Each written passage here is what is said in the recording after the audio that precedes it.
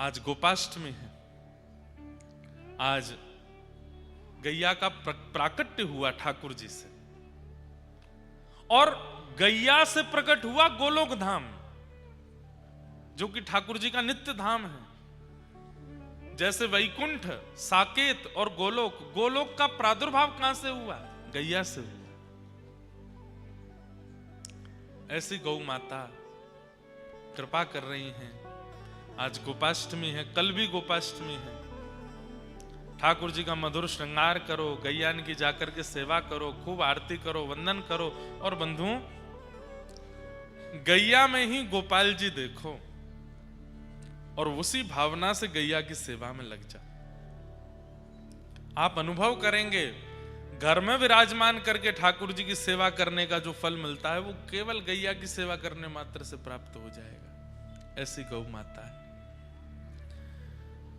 तो गैया के, ठाकुर जी के अंग से गौ, ब्राह्मण और अग्नि तीनों प्रकट हुए, और तीनों का गोत्र भी एक ही है।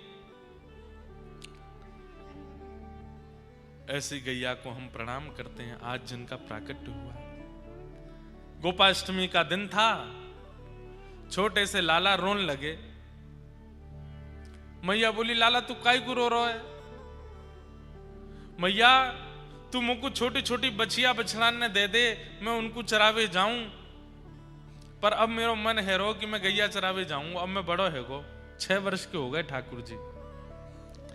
इतना सुंदर वर्णन है श्रीमद् भागवत जी में ठाकुर जी की गौचारण का। ठाकुर जी रो रहे हैं।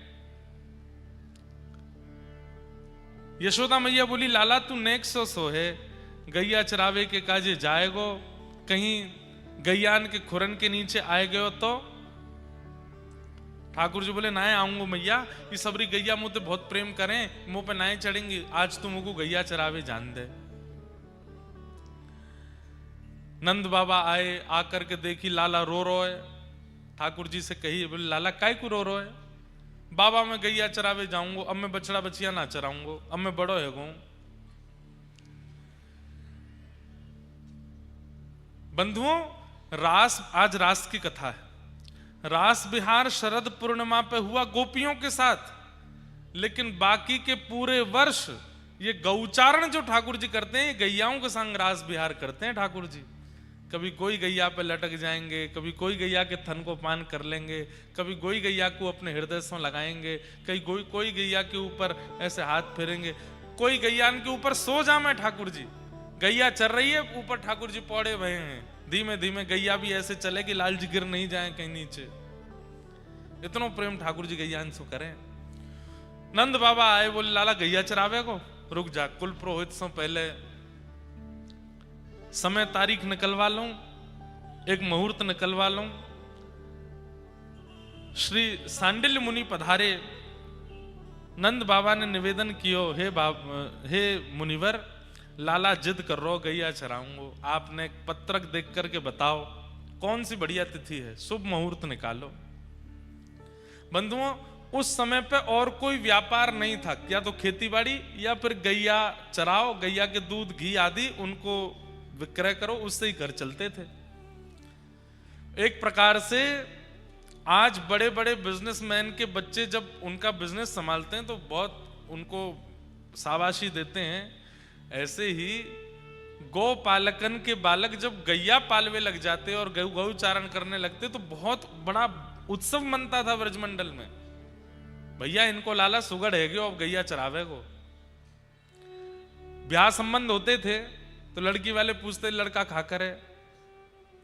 अजी हमारो छोरा तो सुबह उठ के स्नान ध्यान करके 8:30 बजे गैया ने लेके निकल जाए। 8:30 बजे निकल जाए? हाँ। कितनी गैया हैं? बोले 1000 गैया, कोई के 5000 गैया, नंद बाबा के तो 9 लाख गैया। तो जितनी ज्यादा गैया और जितना बढ़िया गौ सेवक उतना बढ़िया छोरा। जैसे आज यूं के है ना कि वो चार्टेड अकाउंटेंट है, डॉक्टर है, बहुत बड़ा इंजीनियर है, आदि आदि। तो घर वाले लोग फिर बाकी की चीजों को नजरअंदाज भी कर देते। ठीक है, घर भले ही बड़ा नहीं है लेकिन बेटा डॉक्टर तो है, ब्याह कर दो। ऐसे ही पुराने समय में सोचते थे, भले ही खप्पर छप्पर के घर हैं लेकिन गैया चरावे लाला, ब्याह कर दो। छोरी भी अपनी सखीन ते मिले, बोले अरे मेरो ब्याह पक्को है गो है। कौन ते भाव? गैया चरावे नंदगाम में। अच्छा गैया चरावे, अरे बड़े ऊंचे घर में जा रही है। आज गऊ चराने वाले को बड़ा ऐसा समझ लिया गया है। अरे ये हमारे भारत का सबसे प्रथम व्यापार था गऊ चारण करना, और सबसे श्रेष्ठ व्यापार। गैया चराते हैं, घी निकालते हैं, दूध निकाल, फिर उनका विक्रय करवाते हैं, ऐसे ही घर चलते हैं। तो एक प्रकार से गैया चराने को मतलब है कि अब सुगढ़ है गयो लाला। दूसरी बात, दाऊ दादा तो बड़े हैं, वो नंद बाबा के संग गैया चरावे जामे। एक दिन दाऊ दादा बोले लाला अब मेरो तो तोते पहले ब्याह है जाए को। ठाकुर जी बोले काय को? अरे तू ना जाने ब्याह करवे वाले सबसे पहले यूं ही पूछे गैया चरावे कि नहीं, मैं तो जाऊं गैया चरावे, तू तो बछड़ा बछिया चरावे। छोरी वाले आमे भी हैं तो यूं सुन के कि बछिया चरावे सो चले जाए। वही रात ठाकुर जी रोए, बोले मैं गैया चराऊंगा अब। क्यों? मेरो ब्याह होएगा तब। दूसरे दिन सांडिल्य मुनि पधारे। नंद बाबा बोले आप पत्रक देख के बताओ, शुभ मुहूर्त निकालो, लाला गैया चरावे को। सांडिल्य मुनि बोले नंद बाबा तुम्हारो लाला तो बड़ो अद्भुत है। बोले क्यों? बोले मुहूर्त देख के ही रोवे। क्यों? बोले आज ही मुहूर्त है गैया चरावे को, आज गोपाष्टमी है। बोले ऐसा लाला है मुहूर्त देख के ही रोवे। आज गोपाष्टमी को मंगल दिन है, आज के दिन ही गैया मैया को प्रादुर्भाव भयो, तो अब लाला सो पूजन कराओ, और पूजन कराए करके आज लाला को गैया चरावे भेज दो। आहा, ठाकुर जी आनंद में भर गए, बोले अब हम गैया चरावेंगे। और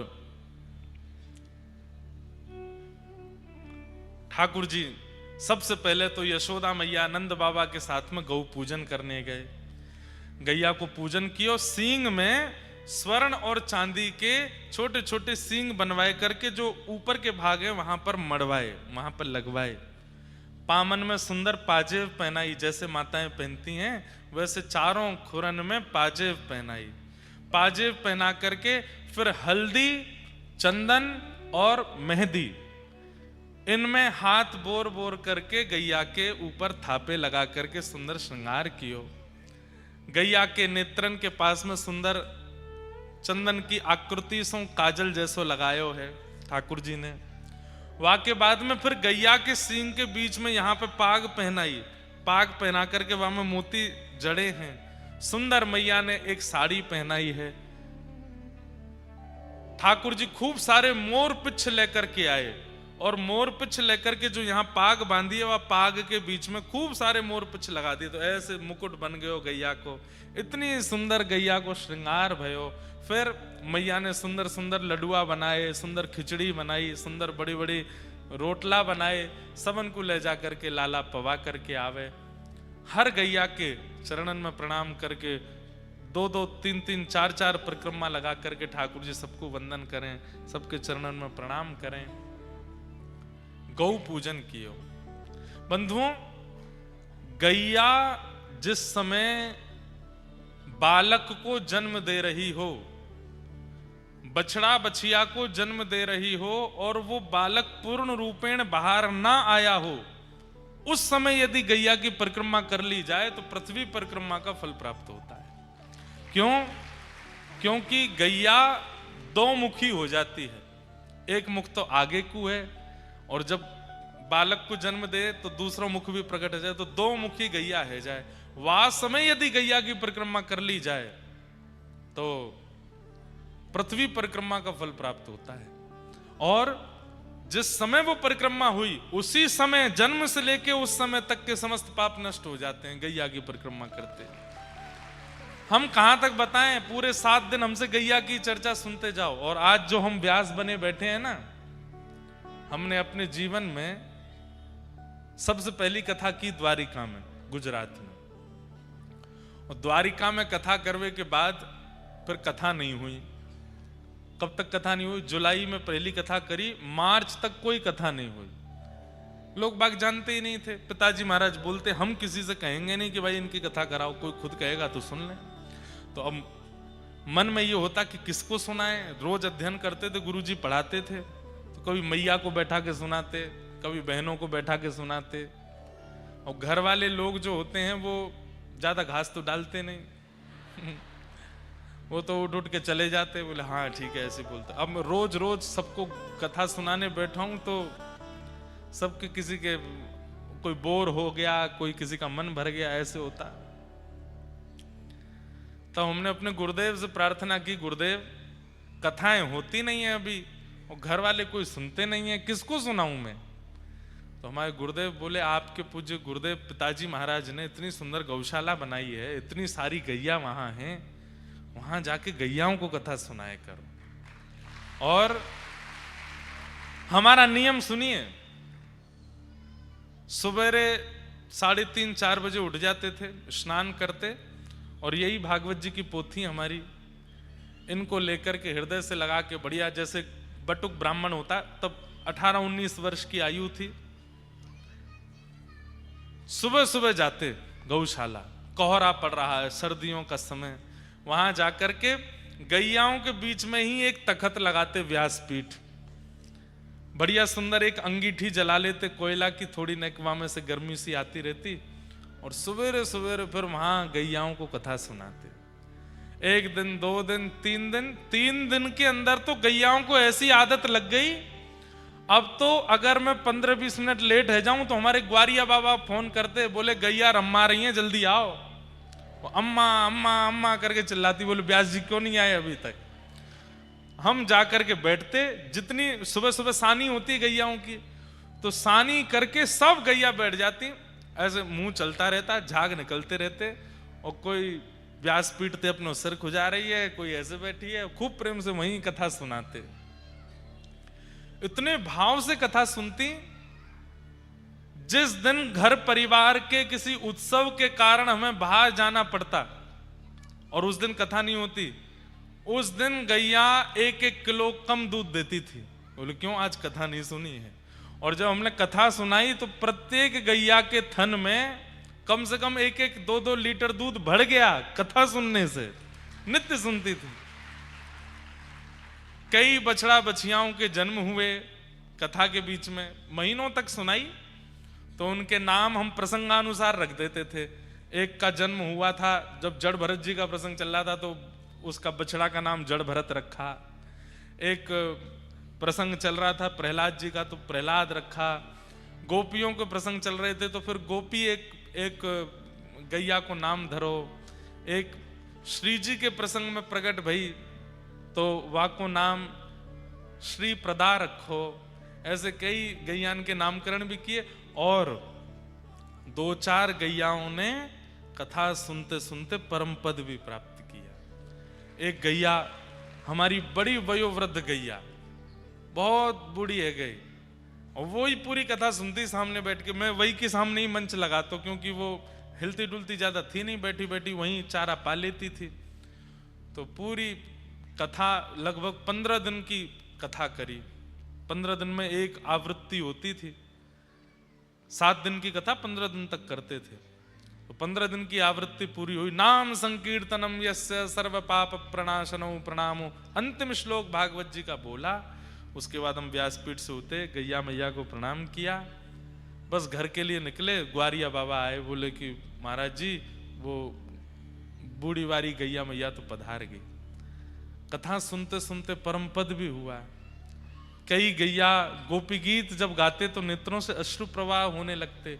कितना कुछ अनुभव। आज उन्हीं गैयाओं की कृपा है कि इतने सब जनमानस कथा सुन रहे हैं।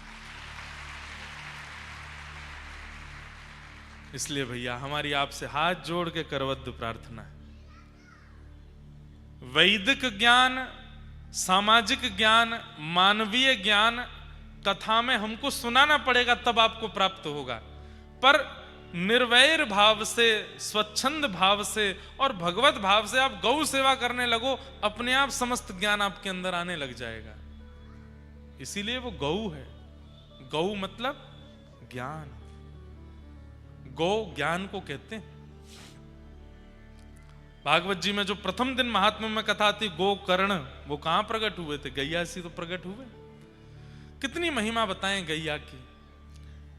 आज ठाकुर जी तैयार भये, सुंदर गौपाग पहनी, अपने लोमना बांधे कमर पे, लोमना बांधे गले पे, और वर्णन कर रहे हैं श्री शुकाचार्य जी महाराज।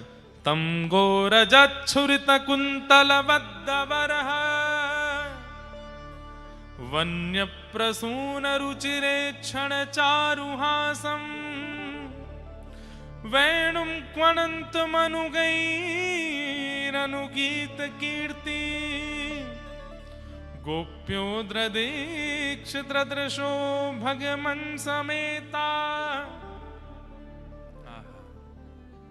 बंधुओं, गोपियां कह रही हैं आगे प्रसंग में, बोले मोर मुकुट वंशीधारी देखे, त्रिभंग लली श्याम सुंदर देखे, माखन चोर कन्हैया देखे, लेकिन जाने गौचारण करने वाले कृष्ण नहीं देखे। माने कुछ नहीं देखा अपने जीवन में। कैसा स्वरूप है? बोले गैया के गोबर और रज में लती भई रस्सी ठाकुर जी ने अपने सिर पर बांधी है, वहां में ते रज गिर रही है। तम गो रजत छुरित कुंतल वद्दवरः, ठाकुर जी के प्रश्वेत के बिंदु, छोटे छोटे पसीना आ गए हैं।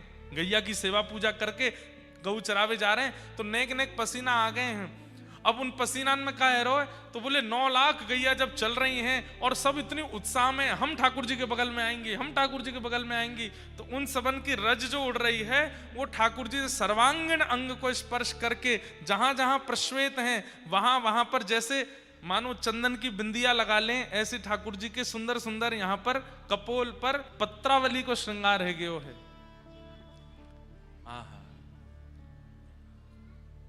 बंधुओं, वृंदावन में जब तक ठाकुर जी रहे सीधे खड़े नहीं हुए, न्यों ही रहे टेढ़े। क्यों? क्योंकि जैसे ही ठाकुर जी अपना एक चरण उठा के दूसरे चरण के बगल में रखे ना, तो सबरे ग्वाला यही ताड़ में रहे कि लाला अपना चरण टेढ़ो करे तो हम नीचे जाए करके सहारो बन जाएंगे। ठाकुर जी ऐसे आ जाएं और यहां कोई ग्वाला आ जाए, बाप ऐसे टेक धल लें, परंतु ग्वालान को गैया आने ही ना दे, बात पहले गैया आ जाए और गैया आकर के अपनो, ये एक छवि आप लोग देखते हैं, उसमें पीछे गैया और आगे ठाकुर जी हैं। वो वास्तव में पीछे नहीं है गैया, ठाकुर जी को बगल में ऐसे टेक लगा के ठाकुर जी वंशी बजाते हैं गैया के ऊपर। वेणुम क्वणंत मनुगैरनुगीत कीर्ति, ठाकुर जी गैया पर ऐसे टेक लगा करके सुंदर वेणु का नाद करते हैं, और उस वेणु का नाद सुनते ही समस्त गैया सबके आनंद की स्थिति अद्भुत हो जाती है।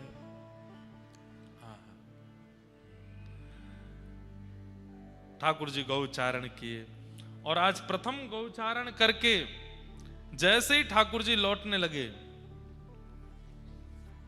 संध्या का समय, सब ब्रजनारी गोपियां अपने अपने द्वार पर थाल लेकर के खड़ी हैं।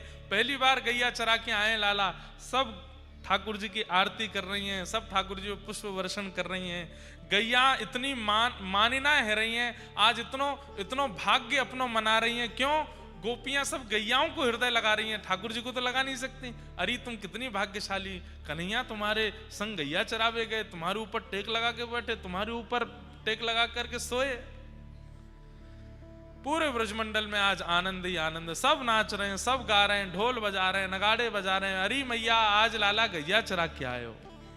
हमारे ब्रज में एक रसिया गांव है, यशोदा मैया खोल के बढ़िया, लाला आयो गाय चराए, यशोदा मैया खोल,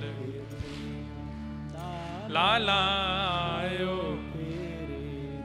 आयो गाय चराए, लाला आयो गाय चराए, हाँ आयो गाय चराए, अरे हाँ आयो गाय चराए, लाला आयो गाय चराए, हाँ आयो गाय चराए, लाला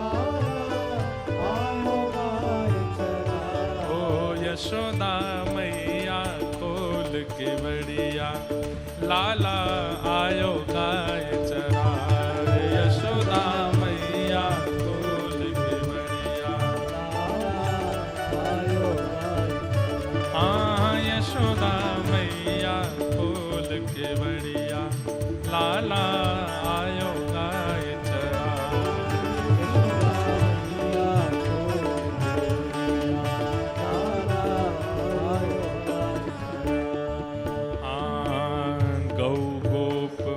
ग्वालन गौ संग ये वंशी मधुर बजाए, गौ गोप ग्वालन गौ संग,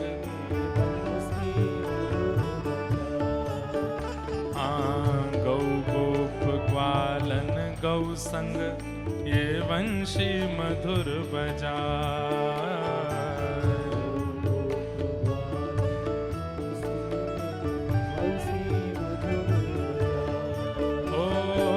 सुन गोपी जन मन अर्षित भई, चढ़ी अटारी आए, हाँ सुन गोपी जन मन हर्षित भई, चढ़ी अटारी, हाँ सुन गोपी जन मन हर्षित भई, चढ़ी अटारी जाए, हाँ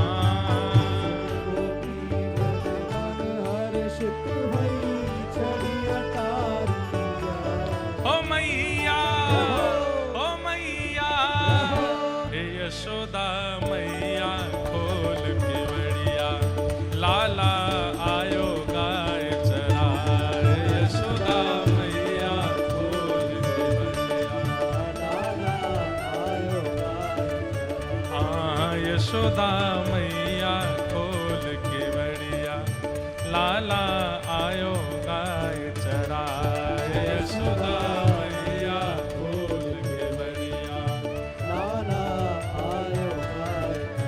आयो गाय चराए, लाला आयो धेनु चराए, हाँ आयो गाय चराए, लाला आयो धेनु चराए, ओ मैया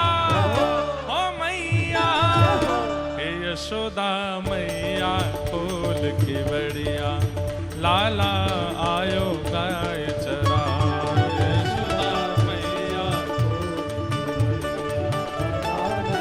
बोल गोपाल कृष्ण भगवान की।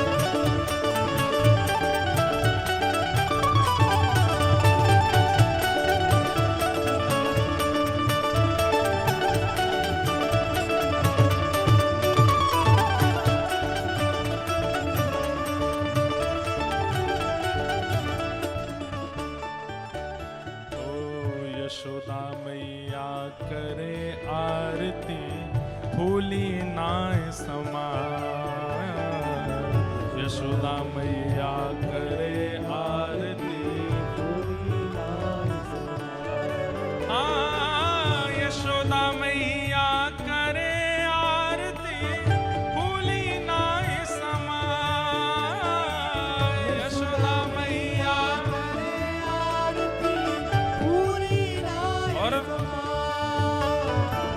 हंस हंस लेत बलैया मैया, बार बार बलि जाए, हाँ हंस हंस लेत बलैया मैया, बार बार, अरे हाँ हंस हंस लेत बलैया मैया, बार बार बलि जाए, हाँ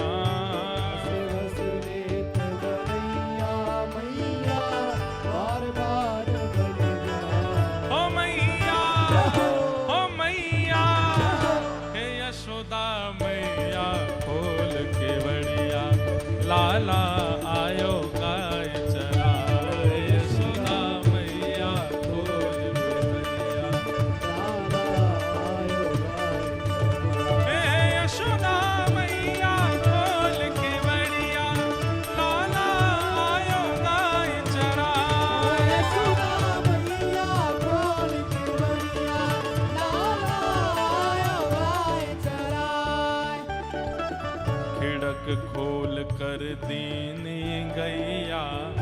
बछड़ा रहे चुखाए, खिड़क खोल देने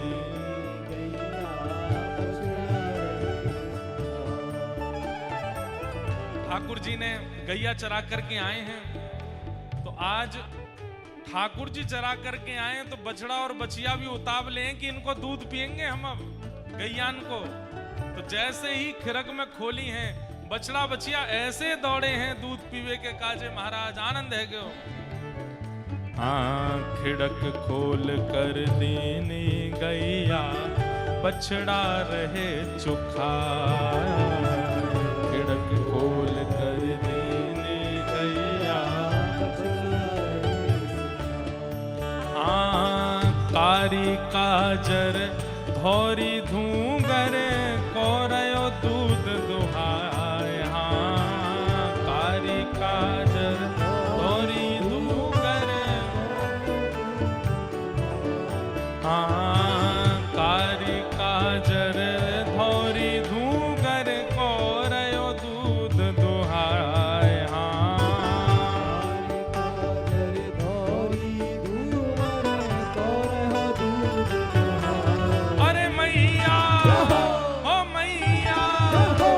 यशोदा मैया खोल के बढ़िया, लाला आयो गाय चरा।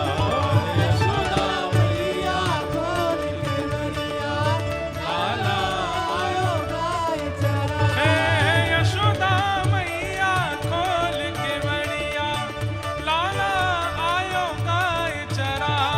यशोदा मैया खोल के बढ़िया, लाला आयो गाय चरा। और देखो इस पद में पूरी गौचारण लीला है। गैया आ गई, अब जैसे ही यशोदा मैया दूध दोहन लगी तो कहा है रोए, दूध दहाए कहे मन मोहन, माखन दे रही मान। दूध दुहाए कहे मन मोहन, माखन दे रही।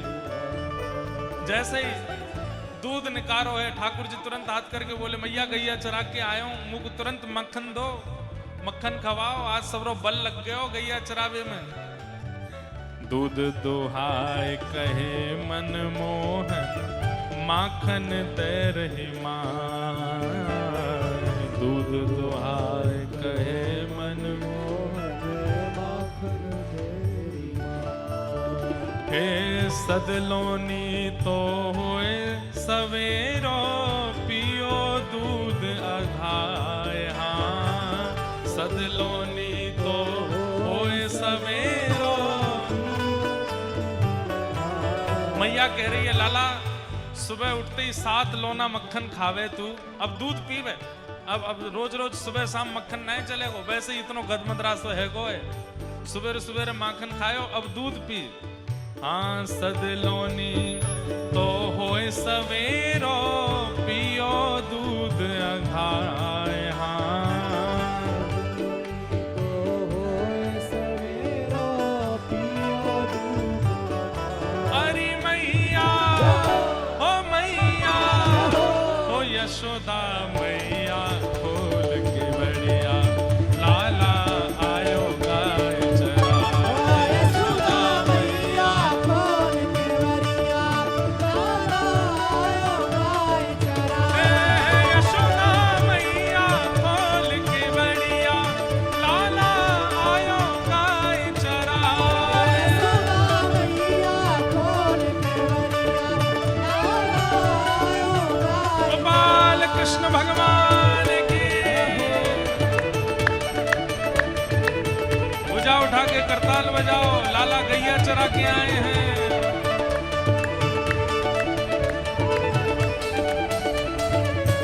बोल बाल कृष्ण लाल की, पूछरी के लौटा की खूब खूब प्यारे।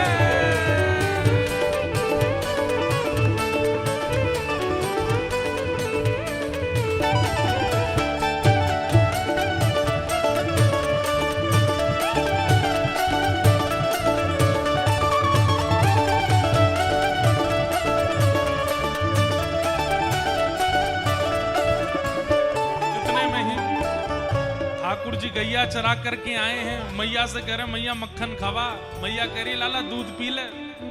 सो ठाकुर जी कैसे दूध पी रहे हैं, मुंह खोल के बैठ गए। मैया वहीं ते धार दे रही है लाला के मुख में, प्रेम से ठाकुर जी पी रहे हैं। इतने में ही एक सखी आई और कहा, कहने लगी, इतने में एक सखी सांवरी टेरण पहुंची इतने में एक सखी सांवरी हो गोविंद मोह को दूध न देवे गैया रही रम्हाए।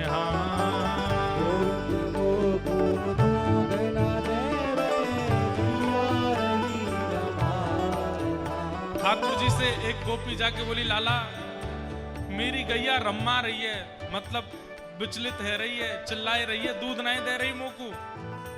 आज मेरे घर दूध नहीं निकसे को लाला। अब तो लाला तू गैया चराने लगो, गैया दोहनी आवे कि नहीं आवे। आज गौचारण भी है और आज के दिन ही ठाकुर जी ने पहली बार गैया दोही भी है, पहली बार दूध भी निकारो गैया को।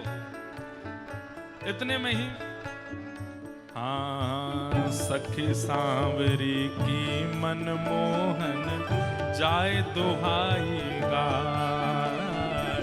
सखी सांवरी की मनमोहन जाए दुहाई। हे आधो दूध तोहनी डारो आधो रयो चढ़ाए। हाँ आधो दूध तोहनी ठाकुर जी सखी के यहाँ गए दूध निकारवे के काज, लेकिन वह सखी सो बोले एक शर्त पर दूंगा। बोले कहा, आधो दूध मैं पीऊंगा।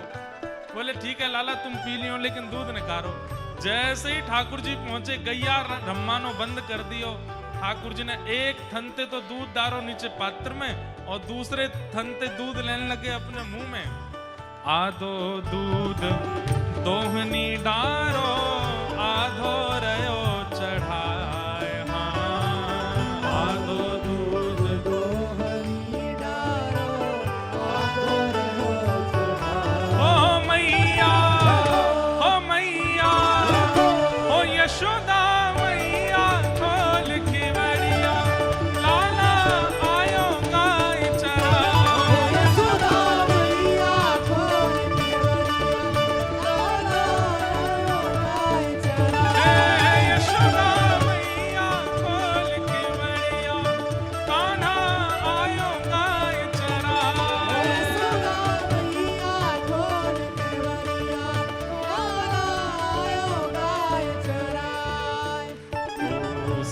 सांवरी कहन लागे मधुर मधुर मुस्कान।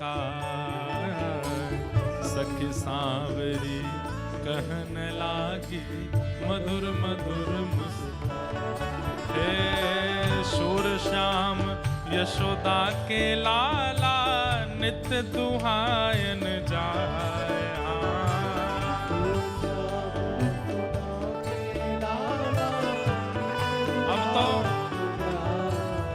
नंद भवन के बाहर गोपीन की भीड़ लग गई। बोले हमारी गैया दुहाओ, हमारी गैया दुहाओ।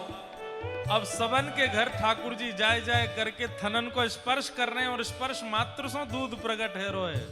सूर श्याम यशोदा के लाला नित्य दुहावन जाए। हाँ सूर श्याम यशोदा के लाला अरे यशोदा ओ मैया हे यशोदा मैया खोल के बड़िया लाला आयो गाय चरा। यशोदा मैया खोल के यशोदा मैया खोल के बड़िया लाला आयो गाय चरा।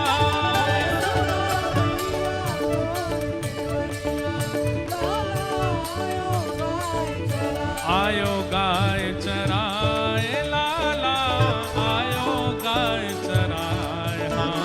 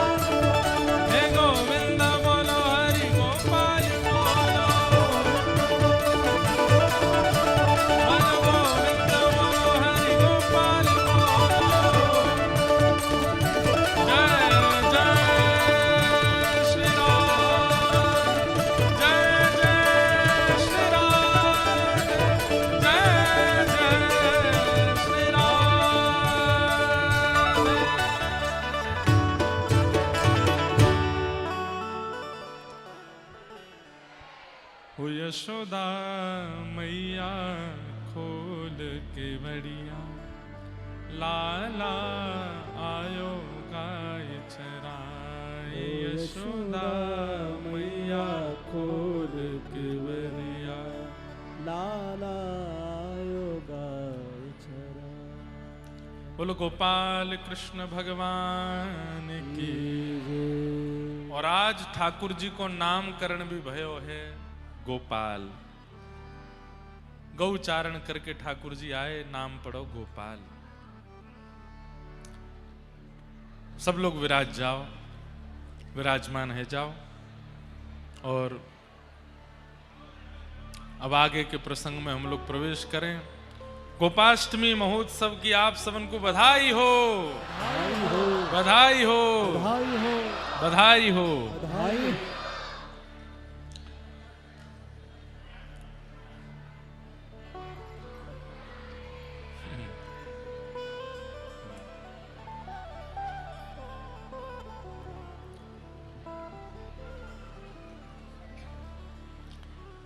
ठाकुर जी सब ब्रजवासीन को लेकर के गोवर्धन गए और वहां श्री गिरिराज जी को मधुर पूजन करायो है। इंद्र को जैसी पता चली कि मेरी पूजा मेट करके और ये अपनी पूजा करा रहे हैं, मेघ मालाओं को आज्ञा दे दी कि जाओ ब्रजमंडल पर इतनी वर्षा करो कि पूरा ब्रजमंडल डूब जाए। सांबर तक मेघमालाओं ने आकर के पूरे ब्रजमंडल पर डेरा जमा लिया। गड़गड़ करके आकाश में बादल गरजने लगे। बंधुओं, वास्तव में ये 3 दिन से बारिश, 2 दिनों तक लगातार बारिश यहाँ हमारे है रही। ठाकुर जी को 56 भोग मैदान में 56 भोग पावे को मन है रो। कल जैसी 56 भोग पवायो सो आज बारिश ना है भैया। पूरे दिन बादल डटे रहे ऊपर। वास्तव में तो ये गिरिराज पूजन हेवे के बाद में इंद्र को भागनो ही पड़े। इंद्र को यूं लगे पता ना का, अब पिछली बार तो पर्वत उठाए हो, अब के का कर देंगे। तो आज देखो कैसी शांति है। बादल सुबह से हैं और ऐसे हैं कि कब बरस जाएं, लेकिन आज बरसे नहीं है। क्यों? गिरिराज उत्सव कल हम लोगों ने मनाई लियो कथा में। तो सब ब्रजवासीन के संग ठाकुर जी पूजन कर रहे, तभी आकाश में बादल गरजने लगे। थोड़ी थोड़ी गर्जनाहट सुनकर के ब्रजवासी बोले, लाला हमें तो ऐसा लगे इंद्र नाराज है रो दिखे। देखियो असमय के बादल, कार्तिक में कौन से बादल गरजे? ठाकुर जी बोले, जिनकी शरण में आए हो उनसे प्रार्थना करो, वो सब रक्षा करेंगे। 56 भोग पधराए और जैसे 56 भोग पधराए महाराज, 4 भुजा वारे श्री गोवर्धन नाथ प्रकट है गए। सब ब्रजवासी ने की, लाला प्रथम पूजा तुम ही करो। ठाकुर जी कितनी सुंदर लीला है। यह लीला सब करत कन्हाई, यह लीला सब करत कन्हाई।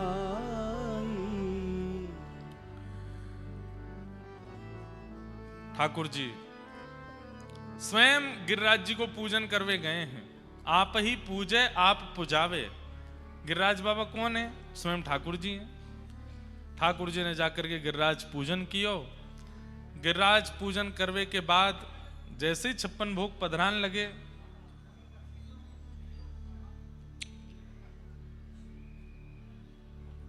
जैसे ही 56 भोग पधरान लगे, आकाश से मेघमाला बरसने लगी। थोड़ी थोड़ी बरसी, फिर उसके बाद मूसलाधार गिरने लगी। फिर तो कहते हैं हाथी के सूंड के समान आकाश से बूंद गिरने लगी। इतनी जोर की बारिश हुई कि चंद मिनटों में तो घुटने घुटने तक जल भर गया पूरे ब्रज में। अब तो सब ब्रजवासी बोले, हमने पहले ही मना करी, इंद्र की पूजा बंद मत करो। और या छोरा की बात में आए करके, नेक्स्ट से लाला की बात मान करके सबन ने गिरिराज पूजा बंद कर दी नहीं। और अब देखो इंद्र नाराज है गयो। ठाकुर जी बोले, भक्ति में अविश्वास नहीं होना चाहिए। बंधुओं, परिस्थिति हमारे प्रारब्ध के कारण प्रकट होती है। बोलो गैया मैया की जय। सब लोग प्रणाम कर लो बस। मारो मत भैया, ऐसे ही ले जाओ, गोदी में उठा लो, नेक्स्ट सीसी तो है।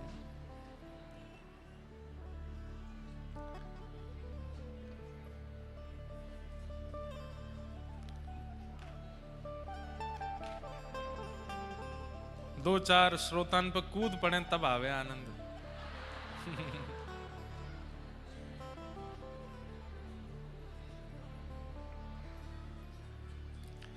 तो ध्यान से सुनो। जिस प्रकार बिना आत्मा के शरीर शव हो जाता है, ऐसे ही बिना भक्ति के, बिना विश्वास के भक्ति भी निर्जीव है। भक्ति में विश्वास बहुत आवश्यक है, चाहे जैसी परिस्थिति हो जाए जीवन की। ठाकुर जी के प्रति विश्वास डगमगाना नहीं चाहिए, क्योंकि हमारी परिस्थिति हमारे प्रारब्धों से प्रकट होती है। बहुत ध्यान से सुनिएगा। अगर हम चाहते हैं कि हमारे जीवन में जो परिस्थिति आई है वो किसी प्रकार के टोने टोटके करके, कुछ कर करा के वो परिस्थिति खत्म हो जाए, वो यहीं नष्ट हो जाए, यहीं समाप्त हो जाए, तो वो परिस्थिति खत्म नहीं होगी, रुकेगी और कुछ समय बाद फिर आएगी। इसलिए जब परिस्थिति सन्मुख आवे, आप केवल भगवान नाम मुख से उच्चारण कीजिए और सद्भाव करके जीते रहिए। जितनी आनी होगी उसको सह लीजिए, नाम मत छोड़िए ठाकुर जी का। पर कई लोग बड़े कार्यों में लग जाते हैं, ये करवा दो, वो कर दो, ऐसा कर दो, वहां पे ये करवा दो, उससे ये हो जाएगा। परिस्थिति से भागना कहते हैं इसको। वो आपके प्रारब्ध जन्य हैं, वो आपके प्रारब्ध से आई है आपके पास। अरे आप इतना विचार कर लीजिए, भगवान को नित्य अपनी आंखों के सामने देखने वाले भीष्म पितामह जब बाणों की सैया पर लेटे हैं और भगवान जब उनसे मिलते हैं तो वो एक बात कहते हैं, बोले ठाकुर जी इतनी दर्द भरी मृत्यु पूरे महाभारत में किसी की नहीं हुई जितनी मेरी हो रही है, और मुझे धर्म का अधिष्ठाता कहा जाता है। सारे कौरव पांडव दंडवत करते हैं, कहां तक कहें देवता भी मुझे प्रणाम करते हैं, और मेरी ऐसी दर्द भरी मृत्यु क्यों? रोम रोम में बाण लगे हैं क्यों? मुझे अपने 100 जन्मों का स्मरण है, मैंने कोई पाप नहीं किया। सोचिए, पूर्व 100 जन्मों में भीष्म पितामह ने कोई पाप नहीं किया और ये उनको स्मृति है, फिर भी इतनी दर्द भरी मृत्यु। मेरे कौन से, किस कर्म का फल मुझको मिला है?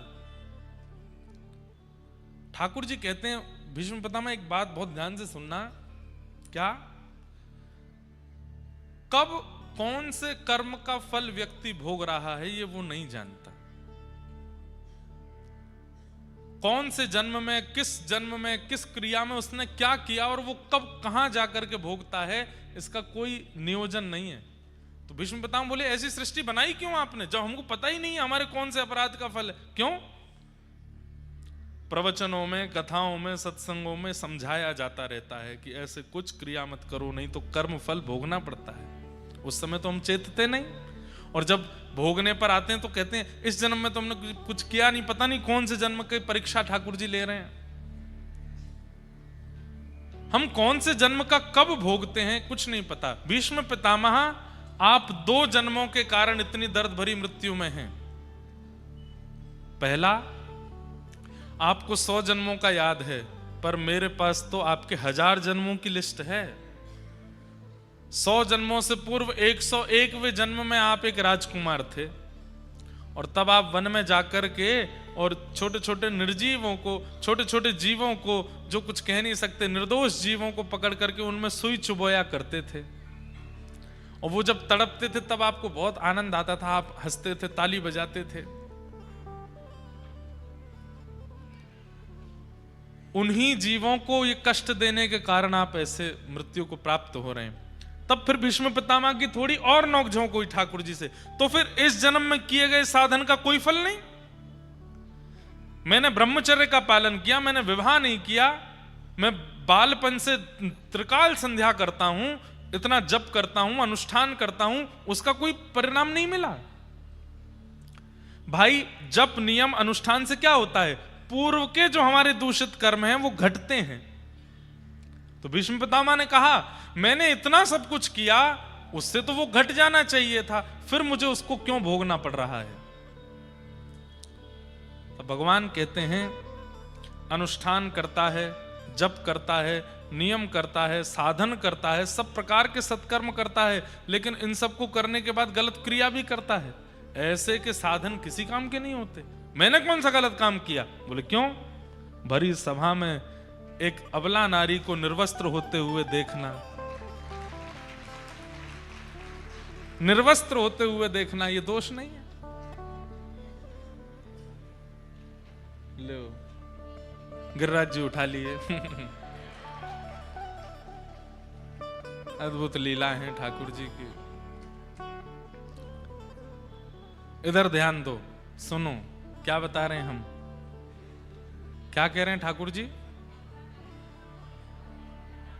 भीष्म पितामह से भगवान कहते हैं, पितामह भीष्म भरी सभा में जब द्रौपदी निर्वस्त्र करी जा रही थी, आप भी बैठे थे वहां पर, मैंने तो नहीं किया ना। बोले तुमने नहीं किया, पर तुम्हारी सामर्थ्य थी, तुम उठ के एक बार कहते दुर्योधन दुशासन ये नहीं होगा, तो वो नहीं होता। क्यों मना नहीं किया आपने? आप चाहते तो उस दुष्कर्म को रोक सकते थे, लेकिन आप बैठे बैठे सभा में देखते रहे और वहां द्रौपदी निर्वस्त्र होती रही। उसी समय आपके समस्त साधन, समस्त जप, समस्त ब्रह्मचर्य का फल जो भी आपको प्राप्त होना था सब नष्ट हो गया, और आपके पूर्व के किए हुए अनीत कृत्य को आपको आज भोगना पड़ा। समझ में आ रही बात? कथा सुनते हैं लेकिन रात्रि में जाकर के पी लेते हैं, वृंदावन जाते हैं लेकिन वापस लौट करके आके सब कर लेते हैं। नवरात्रि में 9 दिन तो महाराज रहेंगे पानी पर और जो है फलाहार पे, और 10वें दिन बेचारे मुर्गाओं की शामत आती है। अभी मैं इसी साल की न्यूज मिली कि 10वें दिन दशहरा पूर्ण होते ही सबसे ज्यादा खपत नॉन वेजिटेरियन की हुई। क्यों? 9 दिना तक बेचारे व्याकुल हो गए थे, बहराए घूम रहे थे, क्या खा ले हम। जैसे दशहरा हुआ फिर सब खाते हैं। क्या फायदा फिर 9 दिन भी क्यों नहीं खाते हो? खाओ खूब, ऐसे का क्या फल मिलेगा? मतलब ये तो वही बात हो गई कि आपने शुगर की दवाई खाई और बीपी की दवाई खाई और रात में जाकर के कचौड़ी मालपुआ खा लिए, क्या फायदा? वो दवाई का कोई असर नहीं होगा, क्योंकि आप परहेज तो करते नहीं। ठीक वैसे ही बंधुओं, अगर आप साधन करते हैं, अनुष्ठान करते हैं, जप करते हैं, कथा सुनते हैं, मंगलवार को मंदिर जाते हैं। कल मैं हनुमान जी के दर्शन करने गया, हमारे श्री कोटा में विराजमान, दे सबको पता है नाम। तो कल वहां दर्शन करने के लिए गए, क्या अद्भुत हनुमान जी। हमने तो बड़े हनुमान जी के दर्शन किए हैं, पर अद्भुत हनुमान जियों में एक हनुमान जी के कोटा में दर्शन हुए, जहां देखते ही ऐसा लगने लगे कि साक्षात हनुमान जी खड़े हैं। और कैसी वहां की पूजा सेवा पद्धति, सब पुजारी जन एक वस्त्र में रहते हैं और इतनी पवित्रता से वहां सेवा अर्चना होती है। कोटा वालों से कुछ बच रहा है कि नहीं? सब तो है आप लोगों के पास, मथुराधीश आपके पास हैं, हनुमान जी आपके पास हैं, पढ़ाई लिखाई करने वाले बच्चों का कैरियर आपके पास है, सब कुछ तो आप लोगों ने लिए बैठा है, और बड़े छुपके रहते हैं कोटा वाले हैं। भारत की सारी खूबियां तो आपके पास हैं, और क्या चाहिए आपको? सब कुछ तो है यहाँ पे। श्रीनाथ जी के हैं? कौन? मैं चाहिए हूं? वाह, आ जाएंगे हम, दोबारा आएंगे, जल्दी आएंगे।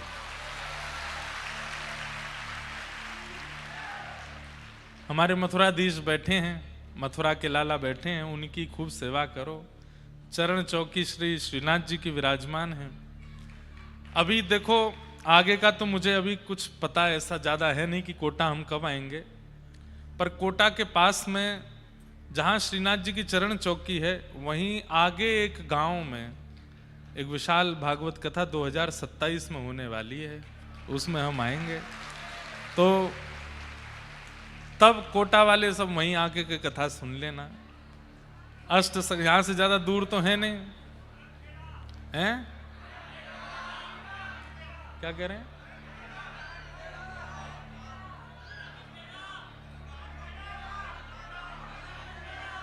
अरे मुंह समझ में ना रही, बैठ जाओ। हाँ ठीक है, हम समझ गए, बैठ जाओ कथा सुन लो। हाँ हाँ, बिहारी जी भी हैं। अरे वाह भैया, चलो भैया सब है आपके पास। तो फिर हम चले जाते हैं, कल फिर आनंद करो, धुआंधार।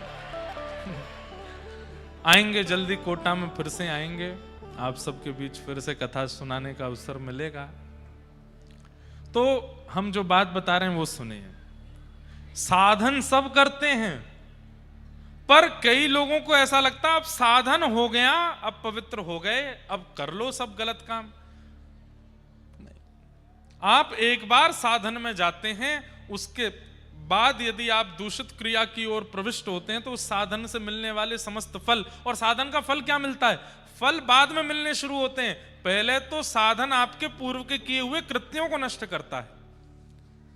आज आप अनुष्ठान कर रहे हैं, जप कर रहे हैं, हनुमान जी का व्रत कर रहे हैं, मंगलवार पे चोला चढ़ा रहे हैं, देवी की अनुष्ठान कर रहे हैं, गौ पूजन कर रहे हैं, तो इन सब से पहले क्या होगा? पहले तो पूर्व में जो आपके संचित कर्म हैं वो नष्ट होंगे, और जिस दिन वो शून्य हो जाएंगे उस दिन के बाद आपको फल मिलना शुरू होगा।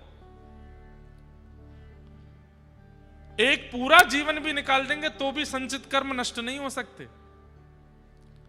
हम कैसे मान लेते हैं कि 9 दिन के अनुष्ठान में हम पूर्ण पवित्र हो गए, अब कुछ भी खाओ, कुछ भी पियो, कुछ भी करो? नहीं, आपका हर दिन नवरात्रि हो, हर दिन जन्माष्टमी हो, हर दिन रामनवमी हो, बड़े बड़े स्लोगन्स डालते हैं, माताओं की पूजा करते हैं, देवी पूजन, मातृ पूजन, कन्या पूजन केवल 9 ही दिन क्यों होता है? हर दिन हो तो हमारे भारत में कभी भी कोई कुदृष्टि नहीं रखेगा। जो पुरुषों में स्त्रियों के प्रति कुदृष्टि आई है वो क्यों आई है? क्योंकि हमने स्त्रियों को पूजन, कन्या पूजन का 9 ही दिन रखे हैं बस। 365 दिन अगर कन्या पूजन हो और उस बालक को, उस पुरुष को बाल्यपन से सिखाया गया हो कि भाई देवी पूजन करना है, कन्या का पूजन करना है, ये पूजनीय है, कभी हिम्मत नहीं हो सकती कि वो युवावस्था में आकर के कुदृष्टि डाले उस पर ये कुदृष्टि क्यों बन गई कि 9 ही दिन है? आप लोग ये कह सकते हैं कि महाराज जी हमारे पूर्वजों ने और प्राचीन संतों ने ही तो ये नियम बनाए, उन्होंने तो हर दिन को पवित्र बनाने का प्रयास किया, हर दिन को श्रेष्ठ बनाने का प्रयास किया, पर हम लोग साधनों में आकर के, संसार की माया में आकर के कुछ कुछ दिन ही कर पाते हैं श्रेष्ठ। अगर आप साधन देखो, हर दिन एक उत्सव है। हमारे श्री रंगनाथ मंदिर वृंदावन में 365 दिन में 400 उत्सव होते हैं। हमारे श्री वैष्णव संप्रदाय में, रामानुज संप्रदाय में हर साल 400 उत्सव होते हैं। एक एक दिन में 2-2 उत्सव भी होते हैं। एक दिन भी ऐसा नहीं है कि कोई उत्सव ना हो, कोई महोत्सव ना हो, हर दिन है। अब यहीं से देख लीजिए, मंगलवार के दिन जो है लोग बाग प्याज लहसुन नहीं खाते और फिर बाकी के सब दिन सब खाते हैं। मंगलवार को क्यों नहीं खाते? आज खाने से क्या होगा? बोले कि आज हनुमान जी का वार। अच्छा, हनुमान जी को ये अच्छा लगेगा कि आप सोमवार को खा रहे हो? हनुमान जी को बढ़िया लगेगा आप बृहस्पतिवार को खा रहे हो? ऐसे कैसे हो सकता है? बाकी दिन हनुमान जी आंख बंद कर लेते, खा ले, जो खाएगा जो पिएगा मैं नहीं देख रहा, मैं मंगलवार को ही देखता हूं। ऐसा नहीं होता है। हम एक बात और कहते हैं कथा में, भाई एक तरफा रहिए, या तो पूरे व्यसन में ही रहिए या फिर पूरे पूरे ठाकुर जी के ही रहिए। ये दोगलापन मत लाइए अपने अंदर। एक पांव यहां रख रखा है, एक पांव वहां धर रखा, दोनों पे डोल रहे हैं, 2 नाव पे पैर रखोगे गिरोगे। या तो पूरे पूरे संसार के ही रहो, बिल्कुल मत भजो ठाकुर जी को। और ठाकुर जी को भजने की इच्छा होती है, ठाकुर जी को कथा सुनने का मन होता है, ये सब करने की इच्छा होती है, तो फिर पूरे पूरे यहीं आ जाओ, फिर वहां बिल्कुल मत रहो उस स्थिति में। तो भीष्म पितामह को भगवान ने क्या बताया कि भाई तुम्हारे बचपन से लेके अब तक किए गए संचित कर्मों का फल तुमको मिलना था। तुम्हारे पूर्व के किए हुए सारे पाप नष्ट हो गए थे, पर तुमने एक जघन्य पाप किया, द्रौपदी का चीरहरण अपनी उपस्थिति में होने दिया। तुम चाहते तो रोक सकते थे, लेकिन तुमने नहीं रोका, इसलिए आज तुम्हारी ऐसी दर्द भरी मृत्यु हो रही है। और रही बात, कहीं किसी के मन में ये अविश्वास ना हो जाए कि साधनों से तो फिर कुछ होता ही नहीं, तो भीष्म पितामह ये कोई कम बात है कि तुम प्राण त्याग रहे हो और मैं तुम्हारे सामने खड़ा हूं, ये तुम्हारे साधनों का फल है। अंते यामति सागति, और अंते नारायण स्मृति, अंत में नारायण स्मृति नहीं होती, मैं तुम्हारे सामने खड़ा हूं, ये तुम्हारे साधनों का फल। तो विश्वास, ठाकुर जी पर विश्वास रखिए, चाहे जैसी स्थिति आ जाए जीवन में, वो आपके प्रारब्ध से आ रही है, उसमें ठाकुर जी को मत कोसो।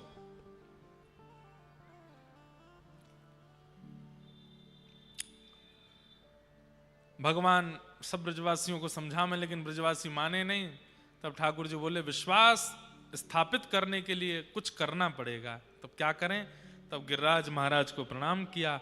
एक तरफ से श्री गिरिराज जी को अधर करके 7 बरस के लाला भीतर प्रवेश कर गए और 7 कोस लंबे चौड़े गिरिराज पर्वत को अपनी बाम हस्त की कन्नी उंगली के नख पर धारण कर लिया। बोल गिरवरधारी गोपाल की। सब ब्रजवासी ने कह दी आ जाओ आ जाओ, सबरे ब्रजवासी नीचे आ जाओ। सब ब्रजवासी चिल्लाने लगे लाला ने पहाड़ उठा लियो, लाला ने पहाड़ उठा लियो।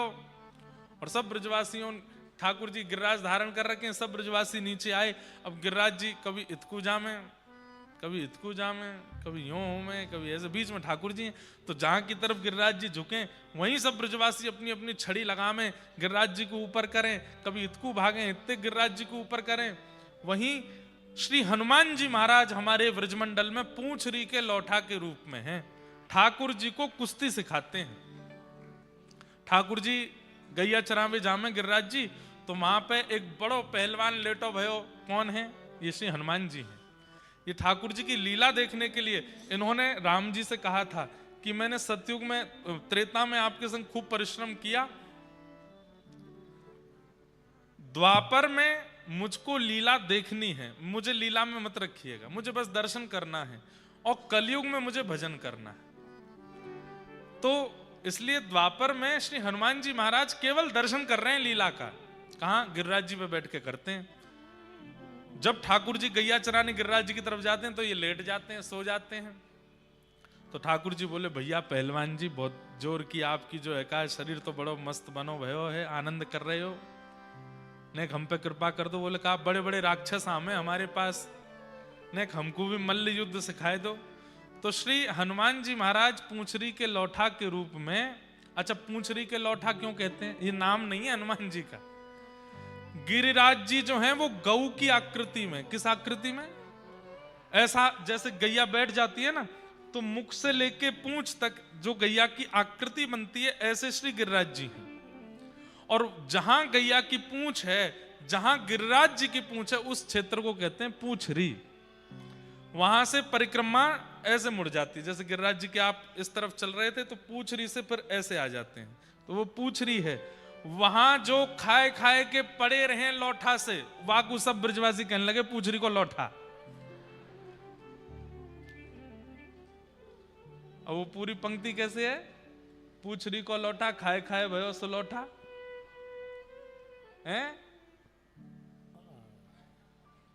नहीं खावे ना पानी पीवे, खाए के भयो सलोटा, धन धन पूछरी को लौटा। हमारे ब्रज में ऐसे कहें।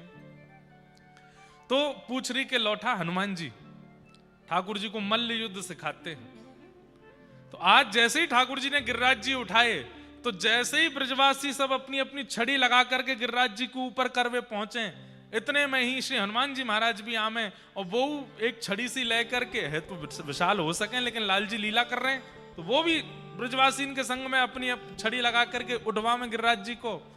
तब सबरे ब्रजवासी कहें पूछरी के लौठा की हुक हुक। जैसे गिरिराज जी ऊपर है जाए सब ब्रजवासी क्या बात है बंसी वारे, शाबाश है, उठाए लियो गिरिराज। तो या तरीकाते पूरे गिरिराज जी संभल गए। अब सब ब्रजवासी अपनी अपनी छड़ी लगा करके नीचे खड़े है गए और ऐसे पकड़ करके खड़े हैं, एक टक अपनी छड़ी लगा रखी है। ठाकुर जी कन्नी उंगली लगा करके बोले, जे क्या कर रहे हो भैया?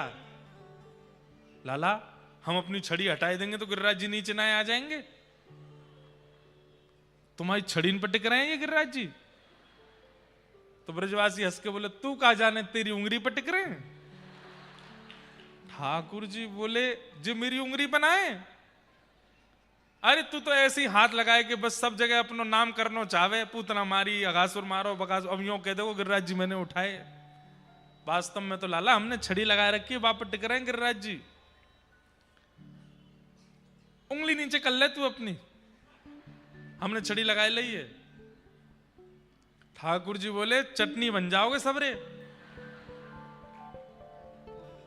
बोले कछु ना होगा, तू उंगली हटा ले, हमने छड़ी लगा ली है, मोटे मोटे लट्ठे हैं हमारे, हमने धर लियो नीचे।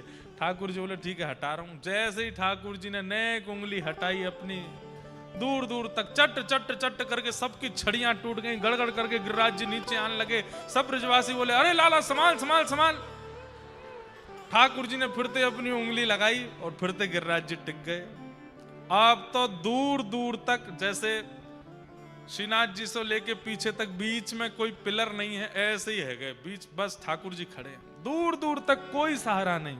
और पूरे गिरिराज जी ठाकुर जी के नक पे। बंधुओं 21 किलोमीटर लंबा, 21 किलोमीटर चौड़ा, गर्ग संहिता में कहते हैं 21 किलोमीटर ऊंचा, बादलों से भी ऊपर, जाने कौन से लोक तक गिरिराज जी थे।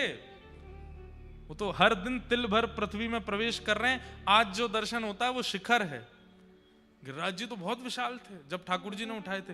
कहते हैं, अब आप लोग व्रज गए हैं ना, यमुना जी का तट कहां है? वृंदावन में, गिरिराज जी से लगभग 22 किलोमीटर दूर।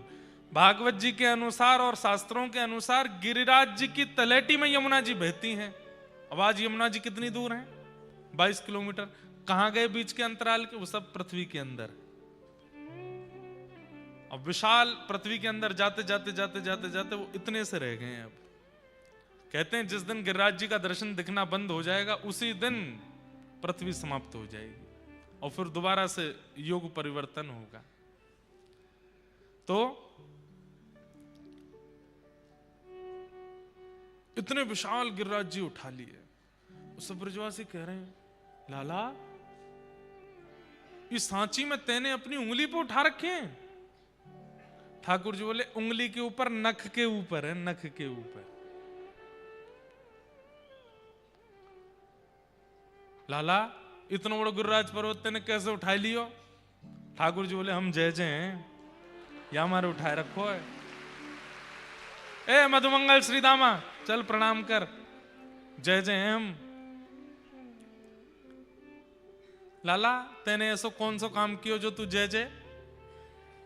हमने पूतना मारी, अगासुर मारो, बकासुर मारो, कालिया नाग मारो, धेनुकासुर मारो, और आज गिरिराज जी उठाए लियो।